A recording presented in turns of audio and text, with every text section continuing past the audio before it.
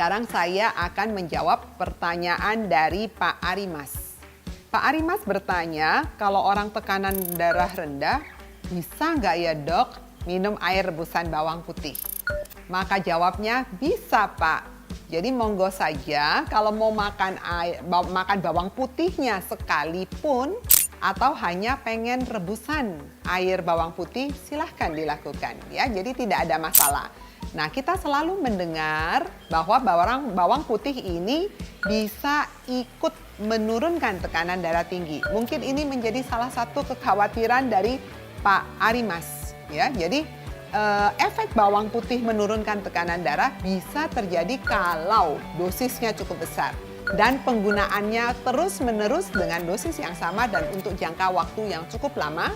Dari penelitian dikatakan sekitar 24 minggu atau kira-kira 6 bulan dengan dosis ekstrak dari bawang putih. Jadi zat aktifnya yang diambil kira-kira 600 mg baru bisa mampu menurunkan tekanan darah, tapi poinnya juga nggak banyak, hanya kira-kira 4,5 mg untuk tekanan darah atasnya atau sistolenya. Ya, jadi silahkan aja Pak Ari jika ingin minum rebusan air bawang putih. Selanjutnya saya akan menjawab pertanyaan dari Pak Mukijan Jombang. Beliau menanyakan, apa sih dok bedanya bawang putih biasa dengan bawang putih tunggal, terutama untuk manfaatnya? Nah Pak Mukijan, kalau dilihat dari penelitian kedokteran harusnya tidak ada bedanya. Tapi memang secara tradisional banyak sekali dibikin perbedaan. Jadi orang selalu mengatakan bahwa bawang putih tunggal atau bawang putih lanang mempunyai efek keuntungan kesehatan yang jauh lebih besar. Namun secara internasional ya, jadi dari penelitian-penelitian internasional, mereka tidak membedakan apakah itu bawang putih lanang, bawang putih tunggal, atau bawang putih biasa. Yang mereka ambil adalah ekstrak atau zat aktif yang ada di dalam bawang putih tersebut. Nah, itu yang penting sebetulnya ya.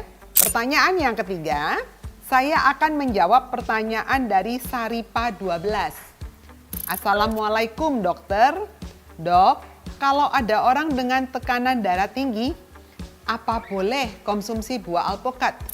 Tentu saja boleh Saripa ya. Nanti pasti Saripa bertanya ke saya, dok serius dok boleh? Ya boleh sekali karena kita sering mendengar bahwa alpukat itu kaya akan lemak. Tapi ketahuilah bahwa lemak yang ada di alpukat adalah jenis lemak yang baik atau MUFA, monounsaturated fatty acid, yang kaya akan omega 9. Dan omega 9 ini memberikan banyak sekali efek yang menguntungkan untuk tubuh kita, termasuk untuk tekanan darah tinggi. Asal cara makannya harus langsung seger dikerok seperti kelapa muda. Jadi jangan dicampurkan dengan segala macam susu, segala macam gula atau sirup atau tambahan-tambahan yang lainnya. Alangkah baiknya jika alpukat dimakan langsung secara segar ya, itu akan memberikan banyak sekali efek kesehatan untuk tubuh kita. Nah, pertanyaan berikutnya saya akan menjawab pertanyaan dari Umron Jowo. Nah, Umron Jowo menanyakan ke saya, dok, bisakah lengkuas untuk menyembuhkan sakit paru-paru? Maka ini adalah mitos ya. Pak Umron, ini mitos sekali. Untuk menyembuhkan penyakit paru-paru Anda harus menggunakan obat ya.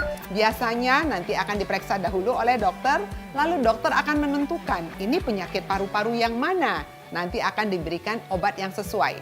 Nah, bagaimana peranan lengkuas? Kita selalu mendengar lengkuas itu bagus loh dok, herbal dan sebagainya. Betul sekali, lengkuas ini kaya akan antioksidan dan antiinflamasi. Jadi dia bagus sekali untuk mendukung nutrisi kita sehingga kita mempunyai daya tahan tubuh yang lebih baik sehingga bisa melawan bakteri atau virus atau jamur yang masuk ke dalam tubuh kita dan menyebabkan kita menjadi sakit paru-paru. Jadi kalau langsung lengkuas menyembuhkan maka ini adalah mitos. Tapi kalau dia ikut mendukung kesembuhan kita, ini betul fakta ya. Yang terakhir saya akan menjawab pertanyaan dari Gia Widianita. Mbak Gia bertanya ke saya, rendaman biji ketumbar bisa mencegah penyakit jantung koroner nggak dok? Nah, ini adalah mitos ya. Jadi sebetulnya banyak sekali, saya juga melihat banyak sekali teman-teman saya yang menggunakan rendaman biji ketumbar. Ketumbar itu kaya akan antioksidan, kaya akan zat-zat fitokimia yang memberikan manfaat sebagai antiinflamasi, juga memberikan manfaat sebagai antioksidan, ya, dan sebagainya. Namun kalau dia ikut untuk mencegah penyakit jantung koroner, tidak bisa. Namun dia ikut membantu dalam proses meningkatkan stamina kita sehingga kita melakukan gaya hidup sehat dan juga ikut menurunkan kolesterol, faktor risiko segalanya itu betul. Jadi dia bisa ikut membantu dalam proses gaya hidup sehat kita sehingga kita bisa jauh terhindar dari penyakit jantung koroner. Yang harus diingat bahwa mencegah penyakit jantung koroner bukan hanya semata-mata meminum rendaman air ketumbar. Tidak. Daripada minum rendaman air ketumbar, mungkin lebih baik jika ketumbar tersebut langsung diolah saja menjadi bagian dari bumbu masakan kita. Jauh lebih baik.